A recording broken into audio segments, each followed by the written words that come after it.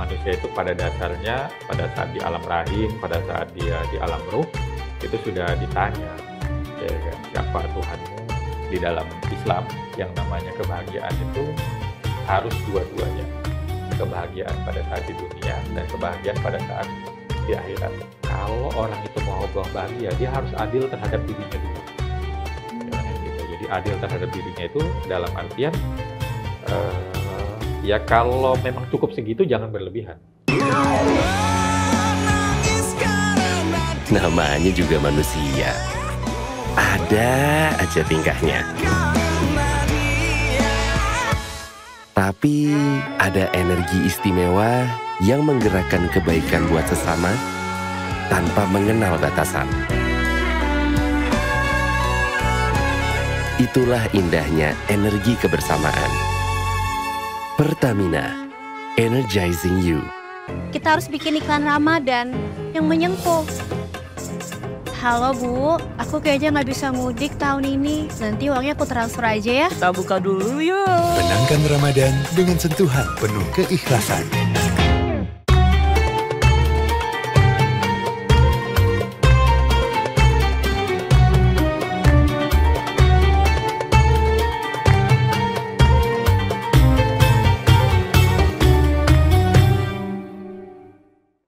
Assalamualaikum warahmatullahi wabarakatuh. Hai pemirsa Mata Hati TV, jumpa lagi di kajian Ramadan. Seperti biasa, kita selalu menemani teman-teman semua untuk menunggu berbuka puasa. Coba tapi saya mau colek-colek pemirsa Mata Hati TV yang sedang menyaksikan ya. Siapa di sini yang setiap hari tuh overthinking mikirin kapan ya bahagia? Saya pasti banyak kan. Nah, pas banget di topik kali ini kita akan membahas mengenai kebahagiaan yang hakiki itu seperti apa. Karena memang sebenarnya kalau berbicara soal kebahagiaan, memang secara fitrah manusia itu memang hidup pastinya ingin mencari kebahagiaan. Tapi sayangnya di zaman sekarang pasti banyak juga orang yang justru merasa asing dalam hidupnya sendiri. Nah, di episode kali ini seperti biasa kita sudah undang tamu istimewa kita lagi. Beliau merupakan seorang tenaga ahli utama bidang pertahanan dari kantor staf presiden. Tapi kali ini kita undang secara khusus di sini untuk berbicara mengenai apa itu kebahagiaan yang hakiki. Halo Bang Mufti Makarim. Halo, Assalamualaikum Kanita. Waalaikumsalam. Kabar sehat Bang Mufti? Alhamdulillah. Lancar puasa? Alhamdulillah lancar. Bang Mufti mungkin boleh disapa pemirsa Mata Hati TV dulu nih? Iya. Halo pemirsa Mata Hati. Assalamualaikum warahmatullahi wabarakatuh. Alhamdulillahirabbil alamin. Hari ini kita masih diberi kesempatan untuk dapat bertemu lagi. Mudah-mudahan para pemirsa selalu dalam keadaan sehat, puasanya lancar, dan tetap diberikan semangat ya untuk mendengar kita pada hari ini. Iya, pasti dong. Amin ya rabbal alamin. Nah, Bang Mufti, ini sesuai tema kita hari ini mengenai kebahagiaan hakiki ini sebagai tujuan hidup manusia. Tapi sebenarnya terkadang yang kita tanyakan justru ya, sebenarnya kebahagiaan yang hakiki itu seperti apa sih? Bagaimana pandangan Bang Mufti? Baik, jadi hari ini sebenarnya masih keberlanjutan dari obrolan kita yang sebelumnya ya. Jadi kalau sebelumnya kita bicara soal fitrah manusia, bahwa fitrah manusia itu adalah mencari hal yang membuat dia kembali pada penciptaan asalnya. Ya, jadi kembali pada hal yang ilahiyah. Itulah fitrahnya. Gitu. Makanya ada banyak ajaran menyebutkan bahwa manusia itu pada dasarnya ketika dia sebelum terlempar ke bumi, ya itu pada saat di alam rahim, pada saat dia di alam ruh itu sudah ditanya, ya kan, siapa Tuhanmu, ya kan, dan seterusnya. Dan dia sudah menyatakan ketauhidan itu, tapi ketika terlempar lupa. Nah, kebahagiaan ini sebenarnya masih berkaitan dengan soal itu, ya. Jadi siapa sih yang bahagia? Mengapa ada orang tidak bahagia, ya kan? Nah, di dalam Islam itu jelas diakui bahwa manusia itu memang kecenderungannya pada sesuatu yang menyenangkan, ya kan? Sesuatu yang bahagia. Makanya dalam salah satu ayat, misalnya di surat Al-Baqarah, ketika menjelaskan tentang ibadah haji, lalu kemudian ditutup dengan satu pernyataan ya, bagaimana orang berdoa ya pada waktu itu. Wa minhum may yaqulu rabbana atina fid dunya hasanah wa fil akhirati hasanah wa qina azabannar. Jadi manusia itu kecenderungannya mengharapkan kebahagiaan. Tetapi ya di dalam Islam yang namanya kebahagiaan itu harus dua-duanya. Kebahagiaan pada saat di dunia dan kebahagiaan pada saat di akhirat. Karena tadi tujuan hidup itu adalah menyiapkan diri untuk bisa kembali kepada Tuhan sebagaimana dia diciptakan, bagaimana dia diberikan fitrah oleh Tuhan. Makanya doanya adalah Rabbana atina fid dunya hasanah. Berikan kami di dunia ini kebaikan, kebahagiaan dan seterusnya. Wa fil akhirati hasanah. Ya kan? Dan juga kebahagiaan pada saat kita di akhirat, ya. Wa qina azabannar, dan jauhilah kami dari api neraka. Nah, mengapa sekarang banyak orang yang cenderung tidak bahagia? Ya tadi, karena dia bergeser, ya kan. Dan bahkan ketika menjelaskan apa yang disebut dengan kebahagiaan di dunia, itu orang juga terjebak pada pengertian-pengertian yang justru sebenarnya bukan yang itu yang diharapkan. Ya, kenapa? Ada orang yang bahagia ketika berbuat dosa. Ada orang yang bahagia ketika menzolimi orang lain. Ada orang yang bahagia ketika semena-mena ya terhadap dirinya sendiri, misalnya menggunakan obat-obatan terlarang dan segala macam. Jadi dia justru mencari sesuatu yang dia anggap sebagai kebahagiaan, tapi sebenarnya semu, ya kan itu. Jadi dia juga bukan saja tidak dapat, tapi yang salah. Ya kan? Nah, tapi di sisi lain juga ada orang yang frustasi karena dia mengejar sesuatu dan tidak mendapatkan itu. Ya tadi kebahagiaan yang semu itu. Ya kan? Makanya ada lagu andai aku jadi orang kaya misalnya kan, atau andai ku jadi raja. Nah, itu karena itu ekspektasi. Kayaknya kan. beda era nih Bang. Tapi nggak apa-apa. Itu era saya. Iya, itu era saya. Tapi pemirsa Matahari TV pasti ada yang connect dong. Silakan searching Lanjutkan lagu lagunya, itu ya. Walaupun suara saya bukan suara vokalis, tapi silakan searching. Tapi itu bagian dari ekspresi, menunjukkan bahwa manusia itu kecenderungan situ. Tapi bahayanya adalah kalau dua jadinya, ya sudah dicari tapi salah atau nggak ada pendapat dan frustasi kan. Makanya kenapa banyak orang bunuh diri, banyak orang depresi, rumah sakit jiwa dan seterusnya. Nah makanya dalam tradisi, nah ini kembali ke filsafat ya, para filosof Muslim juga mempelajari itu.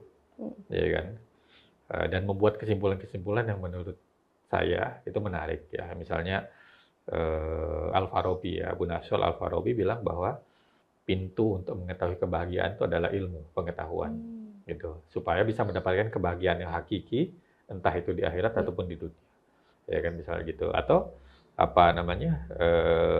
beliau juga menyatakan bahwa kebahagiaan itu kalau seseorang sudah bisa melepaskan atribut-atribut di luar dirinya. Gitu. Jadi kalau ada orang bahagia kalau pakai baju bagus, itu belum bahagia. Karena dia bahagia kalau ada baju, kalau nggak ada baju nggak bahagia misalnya gitu. Atau orang bahagia kalau naik mobil mewah misalnya, itu nggak bahagia. Gitu. Nah ini menarik ya kan. Nah nanti kita kaji yang lainnya, tapi itu sebagai pengantar. Oke, Bang Mufti, berarti bisa dikatakan kebahagiaan sebenarnya bahkan dari filosof Muslim pun mereka menafsirkan bahagia itu berbeda-beda. Bagi kita semua pun manusia, bahagia kita pun berbeda-beda.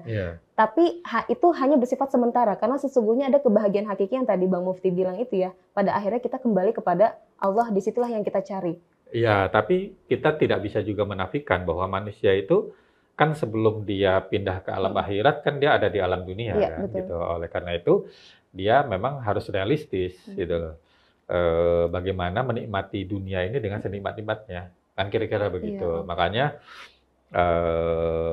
salah satu hadis yang sangat populer yang sering kita dengar itu adalah i'mal li dunyaka ka'annaka ta'isu abadan, kan gitu. Jadi berbuatlah untuk duniamu seakan-akan kamu hidup selama-lamanya, ya kan. Wa amal li akhiratika ka'annaka tamutu ghada, ya kan. Dan berbuatlah untuk akhiratmu seolah-olah kamu ya mati besok, gitu kan gitu.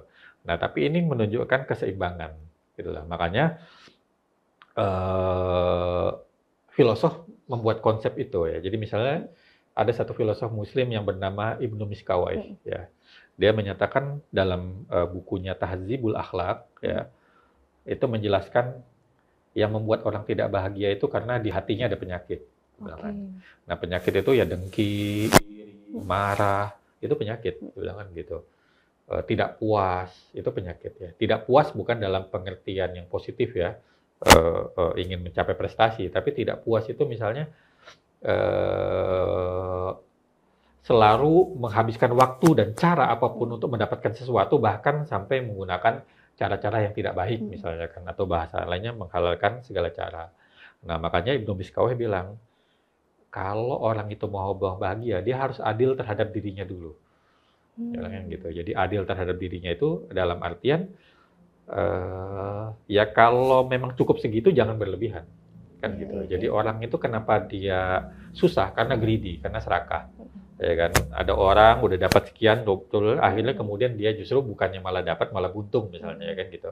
Nah tadi karena greedy, dan greedy itu kan adalah penyakit hati ya, serakah misalnya kan gitu. Nah lalu terus kemudian adil itu tadi, dia bilang, ya kalau bahagia itu bukan cuma buat diri Anda, ya kan, tapi juga buat lingkungan Anda. Ya kan, kalau kita bahagia tapi orang lain susah, itu namanya bukan bahagia. Nah itu dia bilang, salah satu bentuk penyakit hati yang harus diobati, ya kan gitu. Nah makanya diakui, ya, bahkan filosof yang paling dulu pun, ya kan, seperti Aristoteles misalnya, dia bilang wajar kok, ya kan, namanya kekayaan, kehormatan, keberhasilan, kemampuan berpikir, ilmu dan lain-lain itu pasti sumber-sumber kebahagiaan, itu wajar, ya kan. Tapi kalau mencari kekayaan dengan cara yang tidak benar, mencari kehormatan dengan cara menindas, mendapatkan keberhasilan tetapi menjatuhkan orang lain dan seterusnya, itu pasti tidak bahagia, ya kan? Itu pasti tidak hakiki. Tapi seperti tadi Bang Mufti sempat katakan, banyak manusia yang akhirnya sebenarnya dia mau bahagia apa yang dia tuju, nggak kesampaian, akhirnya depresi. Akhirnya banyak yang berujung dengan bunuh diri. Bahkan berdasarkan data WHO, di tahun 2020 itu lebih dari 264 juta penduduk itu mengalami depresi di dunia ini. Nah, jadi sebenarnya kebahagiaan yang mesti kita cari itu kebahagiaan yang seperti apa, Bang Mufti? Iya, kalau bicara statistik memang mengerikan ya. Jakarta, ya, DKI itu termasuk wilayah yang tingkat depresinya cukup tinggi, dan ternyata yang terbanyak justru malah orang muda. Saya bingung nih, orang muda kok malah depresi. Karena mungkin generasi sekarang tuh yang dikit-dikit apa-apa dipikirin, overthinking, gitu kali Bang Mufti. Tapi mungkin bagaimana dari Bang Mufti sendiri melihat ini? Jadi gini, ya kan, hari ini modernitas itu kan menciptakan dua realitas.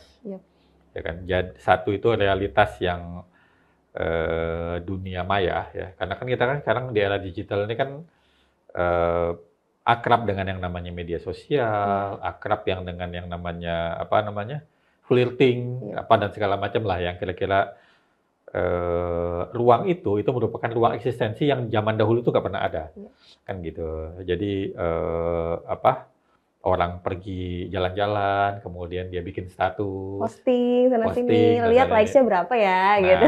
Kira-kira begitu.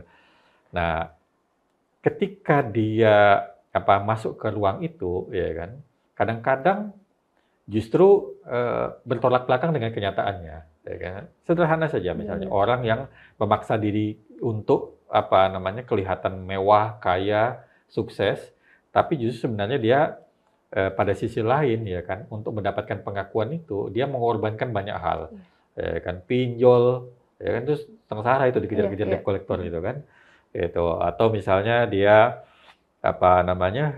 minjem, ya kan, atau foto di depan rumah orang terus diakuin rumah dirinya, itu banyak itu. Dan itu akhirnya bukan lagi mengarah pada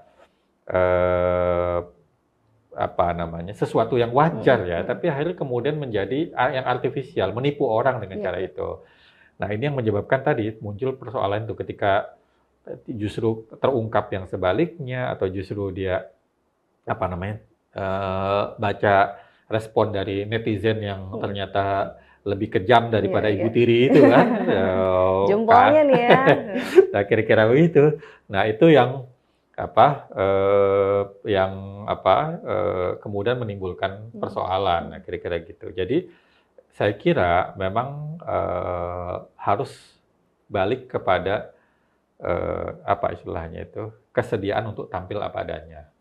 Ya, gitu. Jadi kalau sekarang ini kita sudah terpapar pada kecenderungan untuk menampilkan kebahagiaan yang semu tadi, ayolah kita kembali kepada kebahagiaan yang memang bisa kita capai.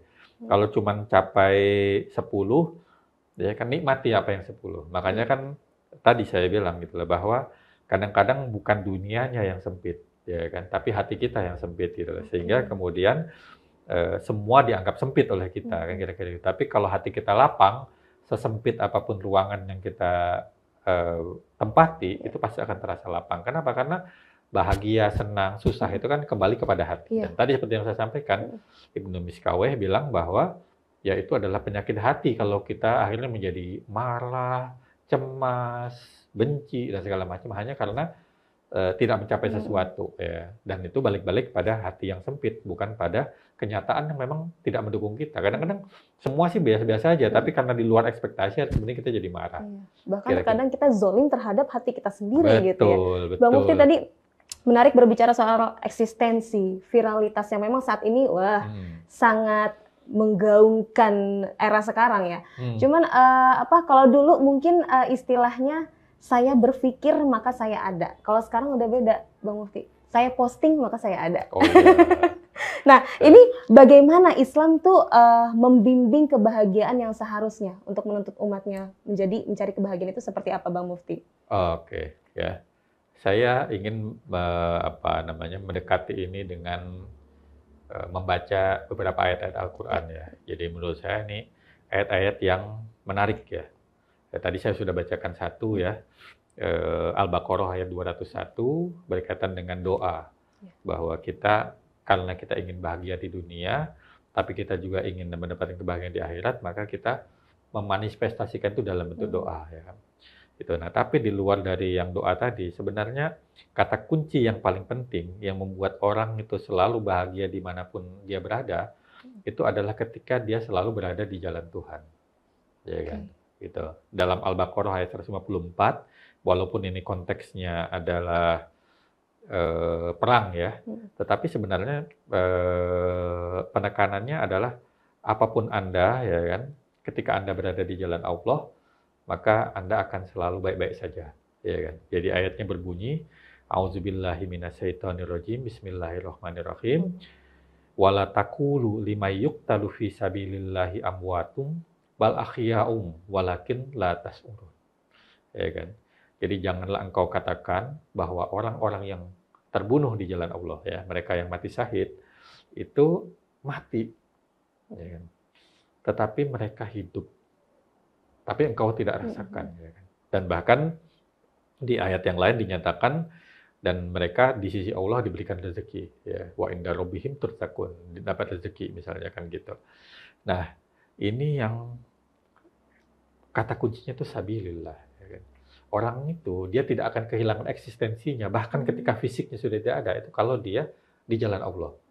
Gitu ya. Nah, ini ada orang belum mati aja udah kehilangan eksistensinya ya gitu ya. Tapi karena tidak di jalan Allah kan gitu. Dia ada di jalan medsos. Begitu akun Twitternya, akun IG-nya di ban ya kan mati dia. Kan gitu kan. Atau Facebooknya hilang, di-hack dan segala macam, mati dia itu kan. Karena itu bukan jalan Allah ya kan. Karena dia menempatkan itu sebagai ruang eksistensi. Ya, padahal itu ya boleh, bukan tidak boleh, selama dia diperlakukan secara wajar. Ya kan boleh, ya kan apa sih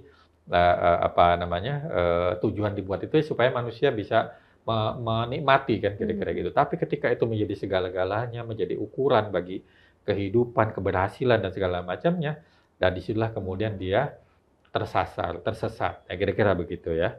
Lalu kemudian di ayat yang lain disebutkan di dalam Al-Baqarah juga, misalnya di ayat 212. Zuyyina lillazina kafarul hayatud dunya wa yaskharuna minal ladzina amanu wallazina taqaw fawqahum yaumal qiyamah wallahu yarzuqu may yasha bighairi hisab. Ya. Jadi kehidupan dunia ini dibuat indah di mata orang-orang yang kafir. Ya. Nah, saya menafsirkan kafir ini bukan dalam konteks agama ya. Tapi kafir ini orang yang menolak kebenaran. Orang yang menolak kekuasaan Tuhan lah ya, kebaikan-kebaikan yang diajarkan oleh Tuhan. Nah, buat mereka itu dunia ini dijadikan seolah-olah segala-galanya. Ya, makanya zuyyina lil ladzina kafarul hayatud dunya. Hidup dunia ini dibuat indah, dipoles sehingga orang sampai nggak bisa ngelihat yang lain lagi selain keindahan dunia. Ya kan? Dan mereka menghina orang-orang yang beriman, gitu kan. Padahal sesungguhnya orang-orang yang beriman itu pada hari kiamat nanti itu di atas mereka. Ya kan? Nah, ini menunjukkan bahwa sebenarnya kita sudah ditunjukkan oleh Tuhan bahwa orang-orang yang ingkar, orang-orang yang nyasar itu karena dia menganggap dunia segala-galanya. Sementara orang-orang yang sebaliknya, ya kan, itu pasti akan selamat, ya kan. Nah, tapi ada satu jebakannya kan. Wallahu yarzuqu may yasha bighairi hisab.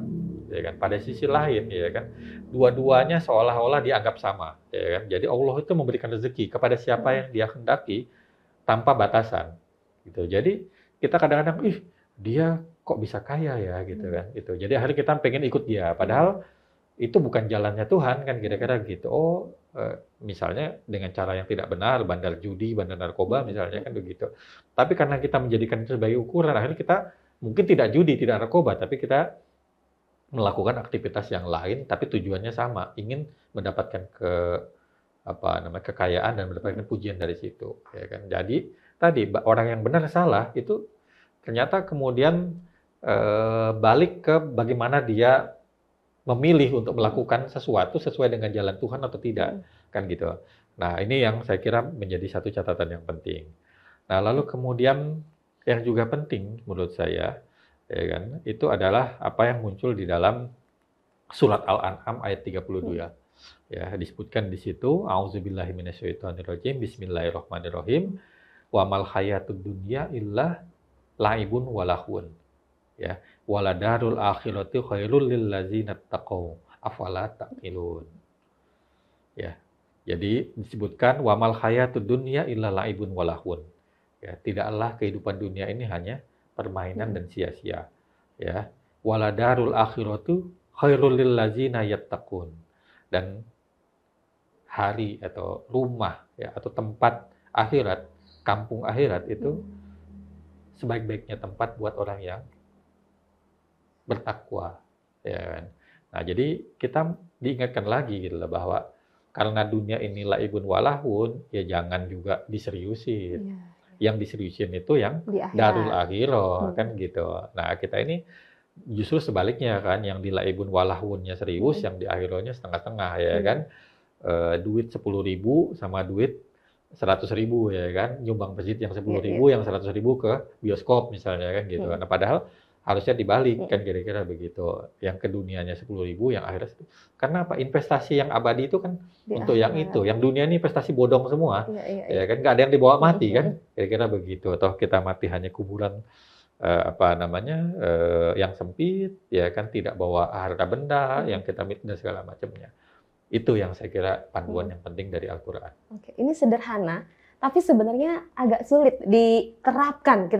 Karena apa yang ada di dunia itu eksis, ya kan? Betul. Kita hidup untuk saat ini, yang padahal sebenarnya kita hidup ya untuk mempersiapkan bekal kita di akhirat. Caranya gimana ya Bang Mufti? Untuk kita bisa merubah persepsi diri kita sendiri, atau mungkin pemirsa Mata Hati TV di sini, bahwasanya sesungguhnya kebahagiaan yang kita kejar, tolak ukurnya itu adalah ya kita harus mengejar akhirat itu tadi. Kemudian fisabilillah kuncinya di jalan Allah. Nah, ini menarik. Makanya nanti kita akan bahas soal ilmu ya. Tapi ilmu itu ternyata penting. Gitu kan, gitu. Jadi kenapa Islam itu menganjurkan kita untuk membaca ya. Jadi Iqra bismi rabbikal ladzi khalaq, ya kan. Bacalah dengan nama Tuhanmu yang menciptakan. Nah, itu menunjukkan bahwa ketika Tuhan menyatakan Iqra bismi rabbikal ladzi khalaq, ya kan, Tuhan ingin mengajak semua manusia, ya kan, untuk belajar, untuk mencari sesuatu, mencari informasi, ya kan, gitu. Untuk bertransformasi, ya kan, dari manusia yang biasa-biasa menjadi manusia yang berpengetahuan. Nah, jadi sebenarnya sederhana itu aja. Ya, pengetahuan itu kenapa Al-Qur'an disebut Al-Furqan, ya, pemisah, ya. Ya kan, karena dia memisahkan antara yang hak dan batil, dia memisahkan antara yang baik dan buruk. Dia menjelaskan antara yang benar dan yang salah. Gitulah. Nah, makanya kita Iqra itu dalam konteks itu. Jadi kalau kita berilmu, kita pasti akan tahu mana yang benar dan mana yang salah. Nah, makanya dalam tradisi filsafat Islam, misalnya saya mengutip Al-Farabi ya, itu dalam kitabnya Ihsaul Ulum ya, itu dia menyatakan bahwa kebahagiaan semu itu diantaranya adalah kekayaan, kehormatan, dan kesenangan yang banyak dijadikan sebagai tujuan hidup saat ini. Gitu. Nah, Ihsaul Ulum ini kan beliau menulis tentang keutamaan ilmu. Kan gitu. Nah, kenapa beliau membahas soal ini kan? Tadi beliau ingin menunjukkan bahwa setiap ilmu yang kita terapkan, kalau kita terapkan dengan benar, itu pasti akan membawa kebahagiaan. Bahkan termasuk ilmu politik. Ya kan gitu. Dalam itu dia menjelaskan bahwa politik itu tujuannya untuk menciptakan kebahagiaan masyarakat, kebahagiaan negara. Makanya ketika dia menjelaskan konsep politik, ya kan, ada yang disebut dengan negara bahagia, ya, ada yang disebut dengan negara sesat, ada negara tirani dan segala macamnya. Itu untuk menunjukkan bahwa dalam politik itu kalau kita gagal membangun negara yang saadah, ya, Madinah atau negara yang berkebahagiaan, maka kita akan tersesat pada sesuatu yang tidak bahagia, negara yang sesat tadi, ya kan. Lalu kemudian beliau juga menyebut di dalam bukunya ya, Aro Ahlul Madinah Al-Fadilah, bahwa kebahagiaan adalah keadaan di mana jiwa manusia itu akan sempurna dalam eksistensinya. Ya, jadi eksistensi itu ya ukuran kesempurnaan itu yang ada di dirinya, bukan yang ada di luar dirinya. Yang tadi saya sampaikan ya. Jadi kalau bahkan ekstrimnya itu ya, kalau dia masih terikat pada jasmani, ya dia tidak bahagia. Gitu loh. Ya kan artinya dia masih ingin bersolek, masih itu tidak. Karena apa? Karena itu hanya sekejap di mata orang ya, masuk kamar orang udah nggak lihat lagi. Tapi kalau dia bisa eksis secara hakiki, itulah yang harus menjadi pegangan hidup dari seorang tersebut. Oke, Bang Mufti, karena segmen kita ini berbicara soal filsafat, saya penasaran bagaimana tadi mungkin udah sedikit di-spill sama Bang Mufti ya, bagaimana kebahagiaan menurut Al-Farabi, kemudian mungkin yang lainnya. Bisa nggak di-spill lainnya, mungkin filosof Muslim mengartikan kebahagiaan ini seperti apa? Oke, ya, jadi tadi saya sudah sampaikan juga ya, itu. Jadi misalnya Ibnu Sina itu kan bilang bahwa pada awalnya jiwa ini kan tidak ada di badan, ya kan. Nah lalu kemudian ketika ruh ditiupkan, jiwa ada di dalam badan, maka terjadi sosok yang namanya manusia, ya kan. Nah apa yang membuat manusia ini bisa mencapai kebahagiaan? Beliau menyebutkan adalah akal, ya kan gitu. Jadi akal lah yang membuat manusia itu bisa mengatur dirinya, bisa membentuk persepsi tentang apapun yang dinilai sebagai baik dan buruk, gitu kan. Karena kecenderungan orang yang tidak bisa mempersepsi baik dan buruk itu kan biasanya karena FOMO, ya kan. Jadi ikut-ikutan, nah, tidak mau berpikir, tidak mau merefleksikan, kira-kira begitu. Nah, oleh Ibnu Sina dibilang enggak sebenarnya. Anda tuh bisa bahagia kalau akal Anda itu digunakan dengan benar, ya kan. Dan salah satu hal yang penting juga adalah akal juga bisa membawa seseorang mendekat ke yang transenden, mendekat kepada yang ilahiyah, kira-kira begitu. Luar biasa sekali perbincangan kita hari ini. Ini pasti pembahasan kita menarik ini akan terus berlanjut di episode-episode setelahnya. Tapi sebelum mengakhiri perjumpaan kita kali ini, Bang Mufti seperti biasa, jadi kesimpulannya kebahagiaan itu harta tahta konita ya? Salah ya? Nggak, cuma mungkin diberikan ke pemirsa Mata Hati TV, Bang Mufti, bagaimana closing statement terkait topik kita hari ini? Iya, sekali lagi ya, sebenarnya kita sudah diberikan arahan, kita sudah diberikan petunjuk untuk bisa menjalankan hidup. Tinggal kita mau menjalankan sesuai dengan arahan atau tidak, ya kan gitu. Kadang-kadang kita berusaha mendenial ya, belajar agama ngapain misalnya kan. Padahal sebenarnya disitulah ujiannya, ya kan gitu, bahwa bisikan-bisikan untuk meninggalkan pembelajaran itu tadi, itu sebenarnya adalah salah satu fase di mana kita sedang ada di persimpangan, ya kan. Nah, semakin kita menyimpang jauh ke kiri itu akhirnya kemudian bisa masuk jurang. Tapi kalau kita memilih ke kanan, semakin kita ikuti jalan itu dengan baik, ya kan, maka kita pasti akan menuju ke arah yang benar. Makanya di dalam surat Yunus dinyatakan innallaha la yazlimun nasa syai'aw walakinnan nas anfusahum yazlimun. Ya, sesungguhnya Tuhan itu tidak pernah menzalimi sedikit pun manusia. Tetapi memang manusia yang menzalimi dirinya sendiri. Petunjuknya sudah ada, arahannya sudah ada, tapi kemudian dia justru memilih untuk menyimpang. Ya. Dan terakhir saya ingin mengutip pernyataan Imam Ali bin Abi Thalib, ya. Beliau menyatakan bahwa semulia-mulianya kekayaan itu adalah meninggalkan banyak keinginan. Atau dengan kata lain qanaah, ya. Yang membuat kita tidak mulia, membuat kita susah itu kan karena keinginannya banyak.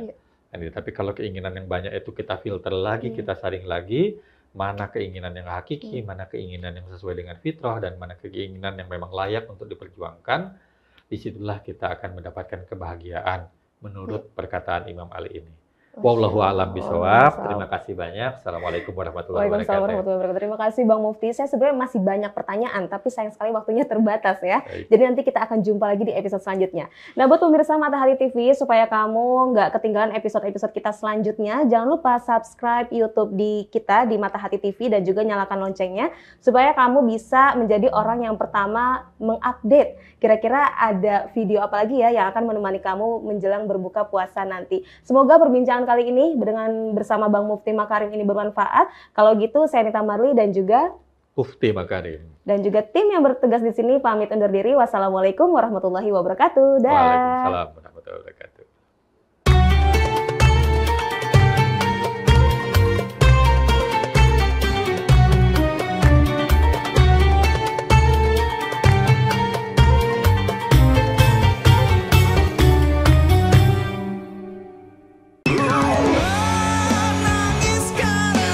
Namanya juga manusia, ada aja tingkahnya. Tapi ada energi istimewa yang menggerakkan kebaikan buat sesama tanpa mengenal batasan. Itulah indahnya energi kebersamaan. Pertamina, energizing you.